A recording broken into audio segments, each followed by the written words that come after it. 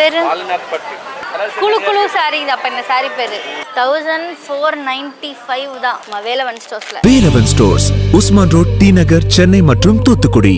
தமிழராட்சி பார்த்துட்டு இருக்க எல்லாருக்குமே வணக்கம். சீமான் அவர்கள் 2 நாட்களுக்கு முன்பு ஈரோடுக்கு போயிருந்தாரு அப்படின்றது ஒன்று இருக்கு. ஈரோட்டுக்கு போயிட்டு சில இடங்கள்ல பேசிட்டும் வந்திருந்தாரு அப்படின்றது ஒன்று இருக்கு. இந்த நிலையில சீமான் அவர்கள் ஈரோட்டுக்கு போகும்போது கோயம்புத்தூர் விமான நிலையத்தில் சீமான் தரையிறங்கி அவர் கார்ல ஏற வராரு.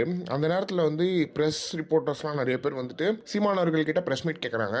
சீமான் அவர்கள் 2026 தேர்தலுக்கு முன்னாடி நீங்க பிரஸ் மீட் கேட்டிருந்தீங்கன்னா முதலாளா நின்று என்ன பிரச்சனைனாலும் பேசிட்டு போயிருப்பாரு. அதுக்கப்புறம் சீமான் அவர்கள் கிட்ட இப்ப பிரஸ் மீட் கேட்டீங்கன்னா அவர் கண்டுக்கவே மாட்டாரு அப்படின்றது ஒண்ணு இருக்கு. அதே மாதிரி அவங்க இந்த காவேரி பிரச்சனையை பத்தி என்ன ஒரு 2 வார்த்தை பேசுங்க, நீங்க பேசணும் யாருன்னா பேச போறோம், 2 வார்த்தை பேசுங்க அப்படின்னு கெஞ்சுற அளவுக்கு ஆயிடுச்சு அப்படின்றது ஒண்ணு இருக்கு. ஏன்னா நீங்க பேசினா மட்டும் போட்ட போறீங்களா அப்படின்றது ஒண்ணு இருக்கு. சீமான் அவர்கள் பேசி நீங்க போட்டீங்க அப்படின்னா ஒரு நியாயம் இருக்குது. சீமான் அவர்கள் பேசினாலாம் நீங்க போட மாட்டீங்க. ஆனா சீமான் அவர்கள் சர்ச்சை ஏதாவது பேசினா போடுவீங்க. அதே மாதிரி விஜய் அவர்கள் ஏதாவது பண்ணிட்டாரு, விஜய் அவர்கள் சும்மா நடந்துட்டாரு, அவர் மாஸ் ஆயிட்டாரு, அவர் கிளாஸ் ஆயிட்டாரு அப்படின்னு சொல்லிட்டு செய்திகள் போட்டு இன்னைக்கு நீங்க முதலமைச்சர் ஆயிருக்கிறதே உங்களாலதான். அவர் கிளம்பிட்டாரு, வீட்டுல இருந்து கிளம்பிட்டாரு, அவர் கால் செருப்பை போட்டுட்டாரு, கண்ணடியை போட்டுட்டாரு அப்படின்னு சொல்லிட்டு செய்திகள் பரப்புறது நீங்க தான், உங்களாலதான் ஆயிருக்கு. இன்னைக்கு சீமான் அவர்கள் எதை பத்தி ஏன் பேசணும் அப்படின்றதுல சீமான் அவர்கள் ரொம்ப உறுதியா இருக்காங்க அப்படின்றது கிளியரா தெரியுது. அதே மாதிரி ஒரு இடத்துல பிரஸ் மீட் கொடுத்தாரு, பட் அந்த நிகழ்வை பத்தி தான் பேசாரே தவிர்த்து அதை தாண்டி எதுவுமே சீமான் அவர்கள் பேசல அப்படின்றது ரொம்ப முக்கியமான ஒரு விஷயமா இருக்கு. எனவே